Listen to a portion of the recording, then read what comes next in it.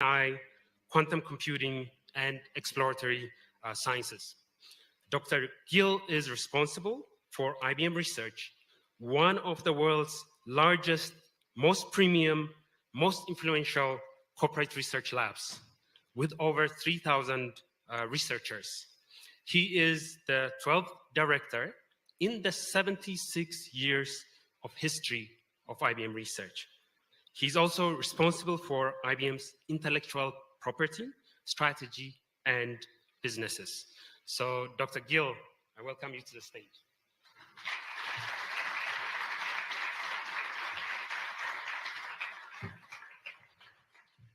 Well, thank you. And what a joy to be here with all of you today. I'd like to begin by thanking Your Excellency, President Dr. Ruto, Your Excellency, Ambassador Whitman, Honorable Cabinet Secretaries for Information, Communications, and the Digital Economy, other Cabinet Secretaries and Principal Secretaries, and of course, Solomon, Charity. We're so proud of you, of taking over this wonderful responsibility, and all the guests here today.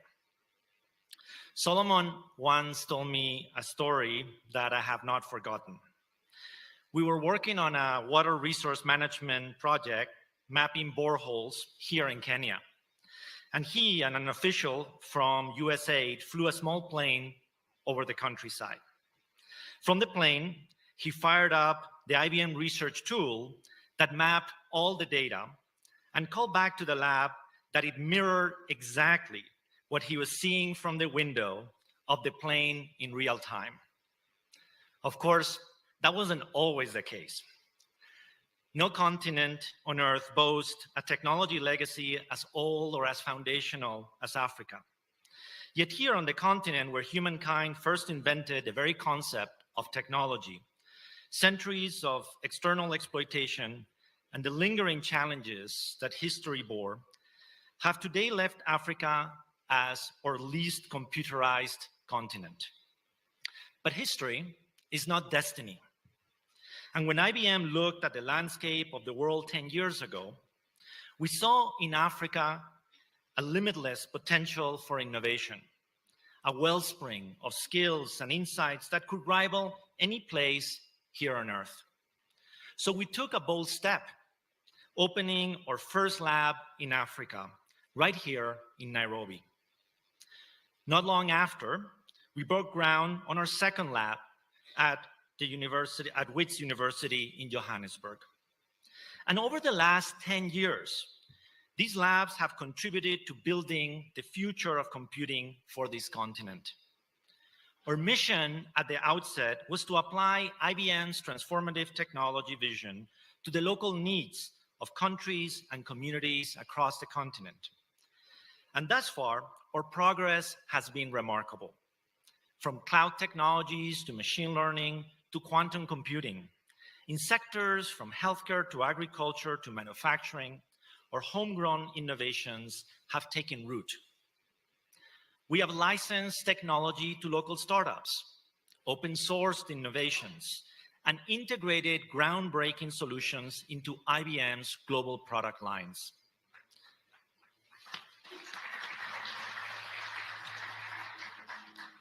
Our African labs have contributed more than 300 patents and generated real results. They've created AI tools to fight climate change, an app to connect homes and businesses with solar power technologies, a deep learning model to help predict and preempt breast cancer. This is not just research. It is a movement empowering economic transformation all across the continent. But there is still so much more that needs to be done. First, addressing the climate crisis is a top priority. This is a pressing issue everywhere, but especially so in areas that rely on rain-fed agriculture and are commonly plagued by drought. We recently developed tools to help scientists and policymakers make evidence-based decisions on climate. These technologies can predict floods and their impact on supply chains, predict the effect of urban heat islands on the health of potentially vulnerable portions of the population, visualize biomass such as tree cover, and determine the amount of carbon it's capable of sequestering. Recently, IBM signed a memorandum of understanding with the Office of the Special Climate Envoy of the Government of Kenya to use our AI geospatial technology to help adopt a water tower initiative, part of the National Tree Growing and Restoration Campaign to plant 15 billion trees by 2032.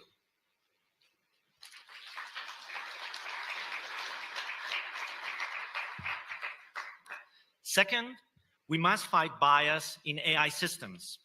Biases ingrained in AI technology can lead to systemic disadvantages to marginalized individuals and groups, and they can arise at multiple points in AI development. That's why we are working to ensure future AI systems that are built fairly. IBM researchers in Africa were some of the main contributors to the AI 360 Fairness Toolkit, an open source manual that can help reduce systematic bias in AI models. Third, using computing offers extraordinary opportunities to improve health.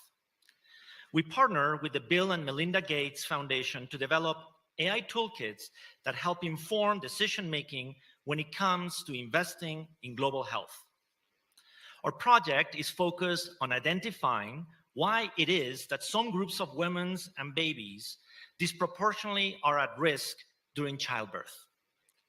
Another project created a platform to inform our approach to malaria by learning from simulations and efficiently generating ideas for interventions. Fourth, we must work to increase financial access and inclusion. We're working to address a perennial problem, ensuring that millions of unbanked people in Africa can access the credit they need to start businesses, pursue great ideas, and grow their communities. Our approach is helping a local bank that provides mobile microloans serve their communities more effectively. Our machine learning techniques help them predict the probability of default more accurately than ever before, empowering them to drive resources to support those local efforts most likely to thrive. And finally, we must take a quantum leap in computing. Quantum technology has the potential to solve some of the most intractable problems facing the world today.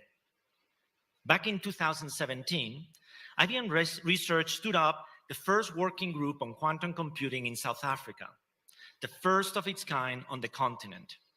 Since then, it's blossomed even further. We have hosted more than 100 internships across both labs and foster local talent. Today, nearly 70% of the researchers, scientists, software engineers, and managers at the lab are local talent. One of our researchers started with us and as an undergraduate intern. We hired them as a software engineer, then they pursue, as you heard, a master's and a PhD, and now they're back at the lab as a PhD level research scientist. Another important aspect is the creation of a collaborative ecosystem that encourages innovation. We have partnerships with institutions across academia, industry, government, and startups to share knowledge and spur on innovation for the entire region, including a popular educational series on AI and a youth science program that's attracting hundreds of kids to each session. And we're helping the African Research Universities Alliance with 15 university members across 9 countries to enhance training in quantum computing to help build the workforce of tomorrow. The future today is as bright as it's ever been. A full 60% of Africa's population is under 25 years old. This population boom will spur new ideas and new demands. Staying on top of the biggest issues facing the continent, from research into traditionally overlooked tropical diseases to climate change mitigation, will be top priorities for Africa in the future. True to our long-standing tradition of excellence in regional work around the world, IBM is proud to work with Africa's local governments to help them navigate the challenges and the opportunities ahead.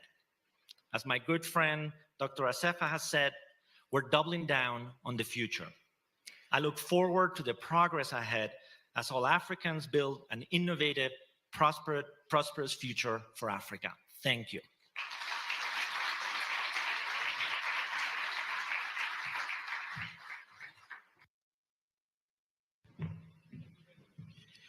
And now, Your Excellency, to another leader who really loves Kenya, Ambassador Meg Whitman, U.S. Ambassador to Kenya. A round of applause.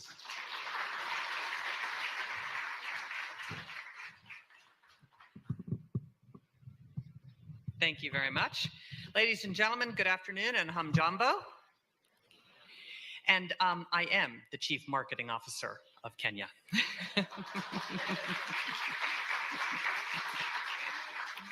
But I'm very pleased to join His Excellency President William Ruto and his ICT team to celebrate IBM Research Labs' remarkable 10-year milestone in Kenya. It is great to see IBM's senior leadership here by Dario Gill, Senior Vice President and Director for IBM Research. For those that who don't understand American titles, that's a big deal. And as customary in Kenya, all protocols observed. Now, as many of you know, the President and I recently returned from a successful business roadshow to the United States with a stop in Silicon Savannah's sister region, Silicon Valley. Along with the sampling of U.S. companies doing business in Kenya, we engaged industry leaders, entrepreneurs, and venture capitalists and private investment funds, and outlined the key ease of doing business reforms that Kenya has undertaken in the last year under President Ruto's leadership. The event was a big success, and it was the perfect forum for the President to directly engage top leaders of industry to explain why technology companies should indeed invest more in Kenya. I was glad to see IBM's Chief Research Operating Officer, Jeff Welsler, deliver a testimonial in Silicon Valley on Kenya's role as a regional hub for multilateral tech companies. Many other US companies also told their persuasive Kenyan stories. Together, we showcased Kenya as an attractive destination for top US companies to do business in Africa. And I think our message is beginning to break through among key audiences in the United States.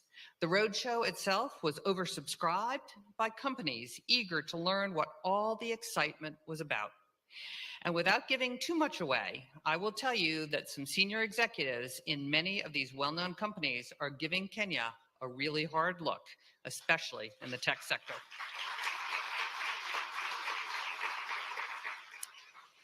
IBM's Research Labs here is really a jewel that embodies the US-Kenya partnership. It is creating homegrown solutions for addressing challenges and exploring opportunities across sectors. Through its cutting-edge research here, it is driving growth and development.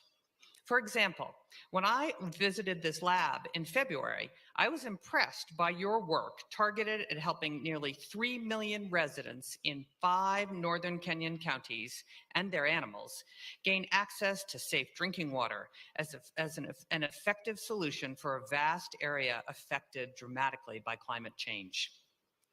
I also see several areas where IBM is adding real value to the Kenyan digital ecosystem. First, as a supplier of world-class tech talent to the digital ecosystem here, which is very similar to the role IBM played in seeding talent to Silicon Valley in the United States. I understand that IBM's lab here is composed of 80% African employees and 65% Kenyans, which is developing the needed talent to drive digital Africa. Second, I know IBM and other US firms are real partners of Kenya by developing solutions and products that optimize the banking, agriculture, and health sectors. For example, and bolstering Kenya's cyber defense capabilities to protect vital information and infrastructure. And third, I know that IBM is looking not only at Kenya, but the rest of Africa, and is developing solutions for the African market right here in Kenya. And hopefully, some of these homegrown solutions will take off like M-Pesa and become not just an African solution, but a global solution. I think it's always important at these events to celebrate an anniversary like the 10th anniversary of IBM's Research Lab, to celebrate the individuals that made this possible. The researchers, the scientists, the engineers, and all the staff who pour their hearts and souls into their work every single day carried out on this campus. Your contributions are invaluable and your impact is measurable. Thank you, and please give every single member of the IBM community here a round of applause. You do amazing work. And I'd also like to congratulate the government of Kenya for creating the conducive environment necessary for IBM to establish its first Africa lab and serve the region from here in Kenya. So thank you. And here's to another decade of groundbreaking research, innovation, and collaboration, and changing the world. Thank you, IBM Kenya.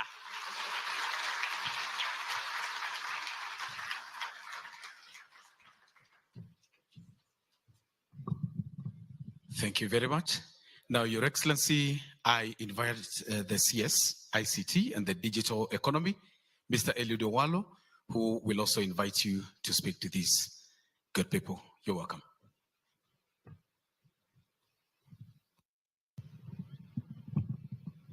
His Excellency, the President, Dr. William Samoei Ruto, my cabinet colleague responsible for the functional mandate of education and research, Ezekiel Machogu, U.S. Ambassador to Kenya, Meg Whitman, Principal Secretaries present, thought leaders from the industry and CEOs, good afternoon. It is my pleasure, Your Excellency, to join this congregation because it is giving us a platform to discern the nexus between research in the technological space and innovation and creativity, which is a critical success factor for us moving forward. Your Excellency, in line with your digital transformation agenda, which you have tasked us as a ministry to operationalize, we are alive to the fact that research is imperative. And in this regard, we remain ready and available to partner with the private sector, IBM inclusive, to further this agenda. To give us more insights, Your Excellency, on the imperative of research, innovation, and this trajectory moving forward, it is my humble pleasure and duty to invite you to address the congregation. Thank you very much. Let's be outstanding.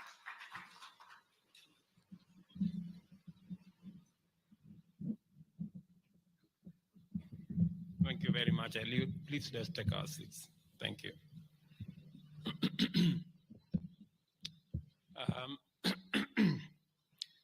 Ministers present, my sister,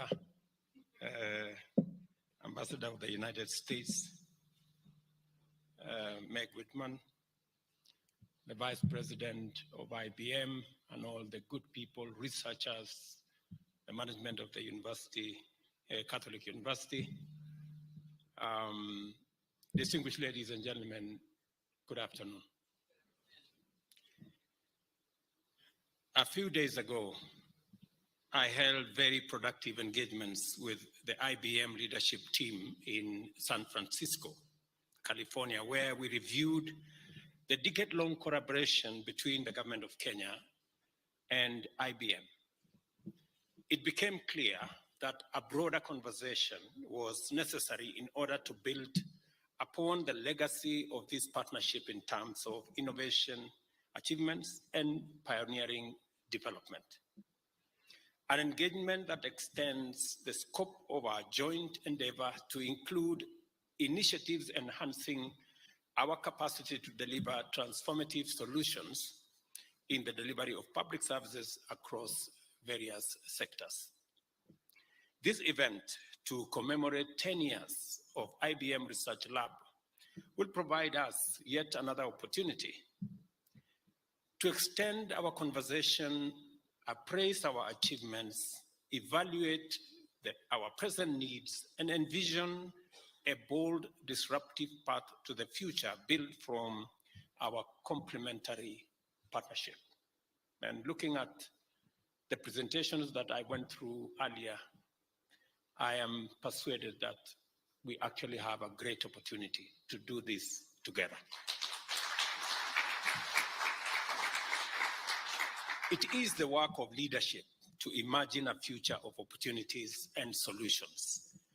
And it is the work of innovators to design it, while it is the function of technology to reconcile the two, to deliver a vision of the future that is safe, secure, and sustainable.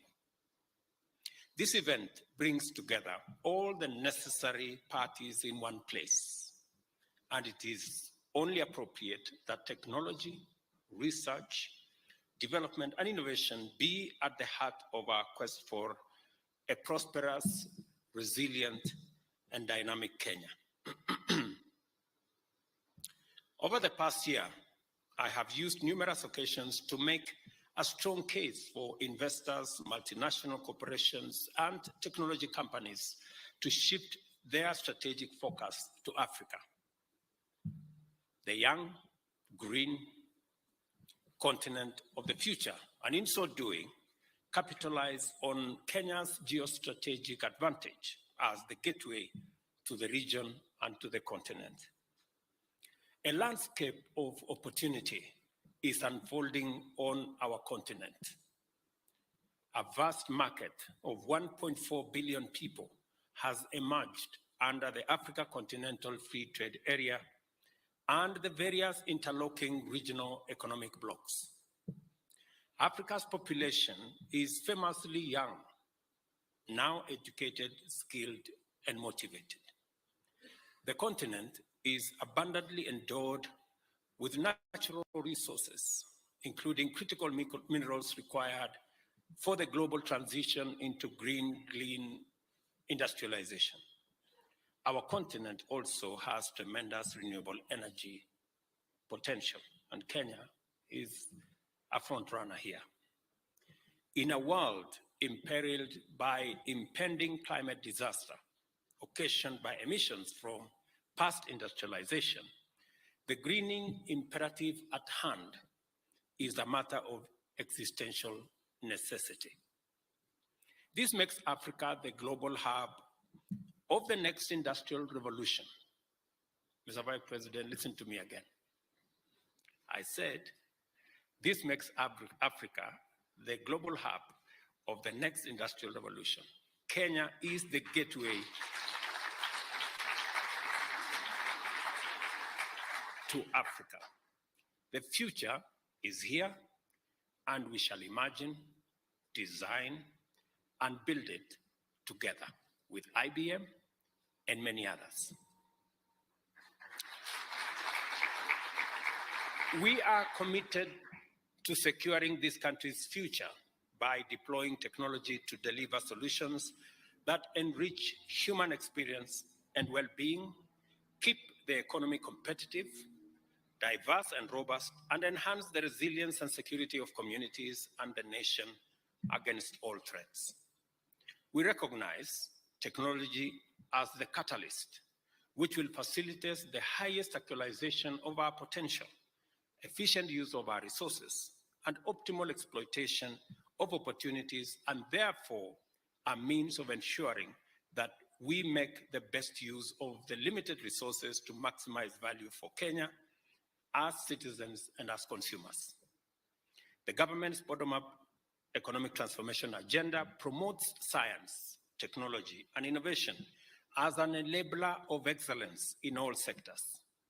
We also recognize information and communication technology as a competitive economic sector that by itself and as a powerful enabler of transformation in other sectors of the national economy. When we had a conversation as Kenyans between digital and analog, many people did not know where this was going. But I can confirm today that we have moved Kenya to a digital space from very diverse sectors. Today we have, and I can mention at least 6 sectors that today we are using technology and the digital place to drive our policy, our programs, and our agenda. One, today we are having a robust conversation as Kenyans on delivery of government services using the digital space. We are moving our analog data, paper, and all manner of spaces into a digital platform. As I speak to you today, we have transited over 10,000 government services onto the digital platform, something that many people did not imagine. Just 8 months ago, we had only 320 government services online or on the digital space. Today, we have 10,000, and next week, I will be launching the digital ID that will make it possible for Kenyans across our country to be digitally identified and to be able to access government services using their digital identity. Number 2, we have delivered our MSME program, including financial inclusion. On the back of M-Pesa, today we are delivering our credit availability and credit rating and credit assessment on a digital platform. Close to 15 million Kenyans have access to the Hustler Fund. 7 million of them repeated customers because of the digital space and because of digital devices. Number 3, we supplied our fertilizer using an e-forger. Many people did not believe that this was doable. We had problems with brokers and middlemen and crooks that stole our fertilizer. But because of technology, this year, we didn't have a single loss to our farmers. Our farmers had access to their fertilizer. And we intend to buy their produce again using a digital platform. We are slowly but surely transforming our agricultural sector using technology. As I talk to you, number 4, in Parliament, there is legislation that is going to make it possible for us to deliver our health programs on a digital platform. We have discussed this extensively with all the stakeholders. I'm very happy that yesterday the National Assembly passed the necessary bills. They will now proceed to go to Senate. Those in the Senate will proceed to go to the National Assembly. And in a couple of weeks, we will have built the ecosystem that is going to make it possible for us to deliver on universal health, a challenge that has been with us for close to 17 years. I am very proud that technology will now make it possible for us to deliver our universal health coverage on a digital platform, whether it is registration, assessment of whether they qualify for what category of our National Hospital Insurance Fund, how we are going to process claims, how we are going to pay the claims. Technology is coming in handy, and we are very proud of what we are doing. On the education front, we are using technology to leverage on everything that we are doing, including assessment of students who qualify for different categories of scholarships. What we are calling the mean testing instrument that again leverages on technology. And we are making tremendous progress in that space of education. It has given us an opportunity to turn around and have a new model of delivery of education funding, again, courtesy of technology. I was very happy this morning listening to the scientists and the researchers here at IBM, and already the collaboration between IBM and the Office of the Special Envoy in my office on climate change, that we are now going to use technology, not just to make sure that we keep our promise on the delivery of the planting of 15 billion trees, but it's also going to enable us to find where are we going to do it. But much more importantly, it's going to assist us in the carbon markets ecosystem that I committed that it's going to be one of our very big exports going into the future. Again, I just wanted to give this example as to what technology is doing to us and what the digital space, the amount of scope and partnership that we can achieve and the amount of progress that we can attain working together with partners like IBM.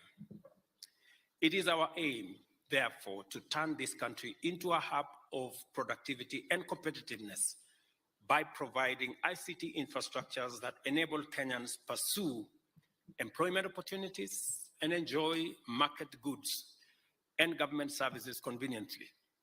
I just said that in that education space, what our Ministry of ICT is doing with the ICT hubs across the country, the hotspots across the country, is not only to increase commerce, e-commerce that is, but also digital jobs for our young people.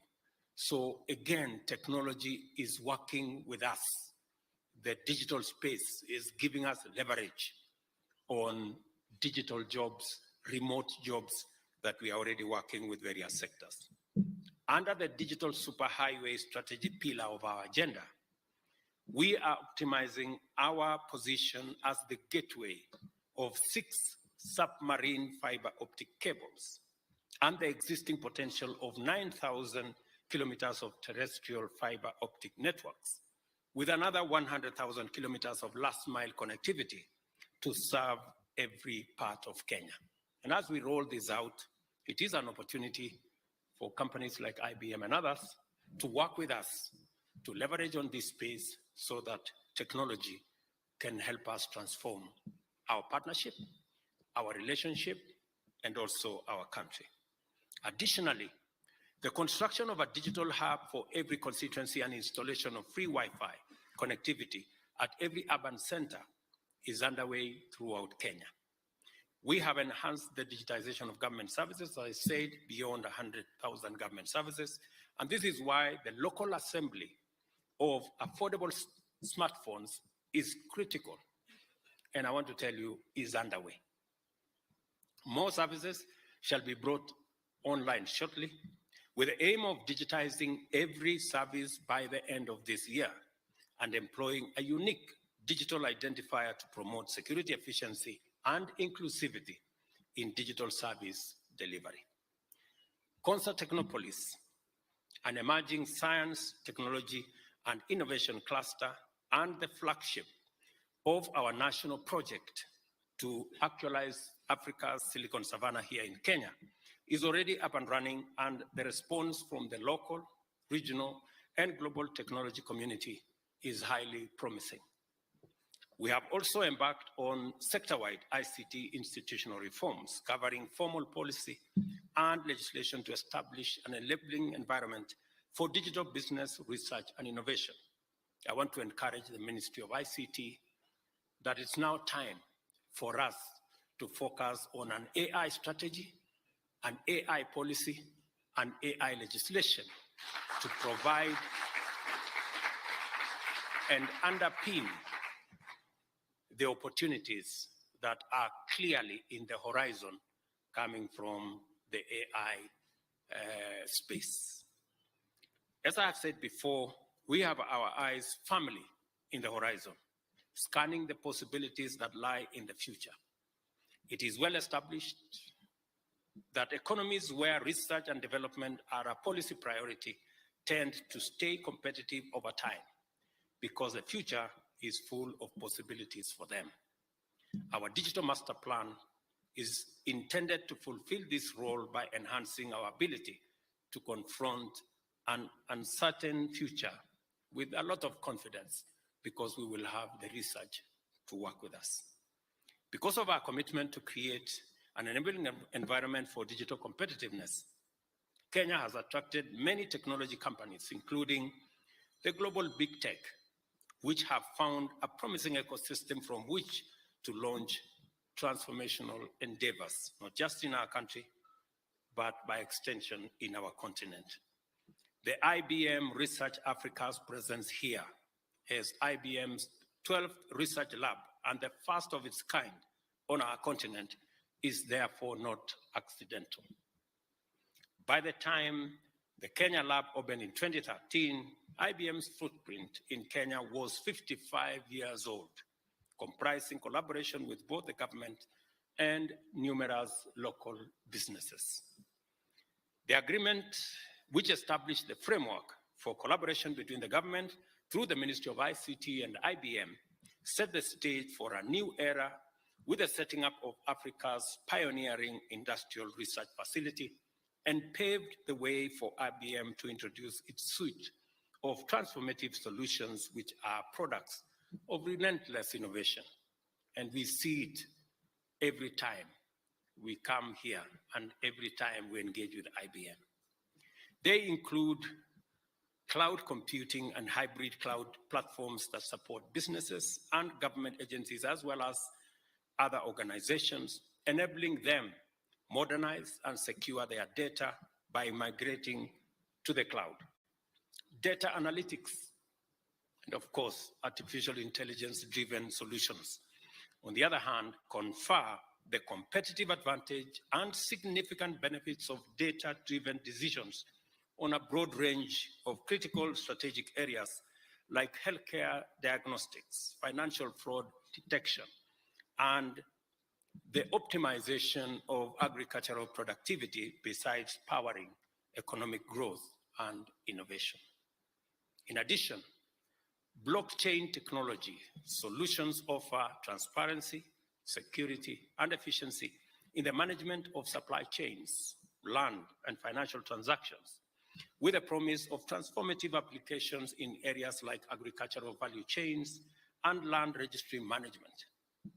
You will be amazed to know what we are doing in our land registry space using the technology that is available to us. And you will also remember that according to the plan, our delivery model for the bottom-up economic transformation agenda is the value chain framework to rationalize resource allocation and facilitate coordination. We recognize IBM's leadership in cybersecurity, which has now emerged as a critical strategic priority for all actors on our digital landscape and for government especially, as we prepare to digitize all our government services and deliver on them. These services have benefited the banking industry, financial and revenue administration institutions with robust cybersecurity and seamless digital transformation. And I want to congratulate IBM for doing very well in this space. I especially commend the research lab, which provided a platform for Kenyan researchers. I saw them here this morning, Wamburi and group, in collaboration with the Ministry of Industrialization to implement a program which initiated improvements to Kenya's ease of doing business profile. After taking informed decisions on the basis of insights supported by robust analytics, the country's ranking in the World Bank Ease of Doing Business report improved by over 80 positions to the 3rd place in our part of the continent. And I remember working very early mornings with Charity and others as we worked on this program. Without a doubt,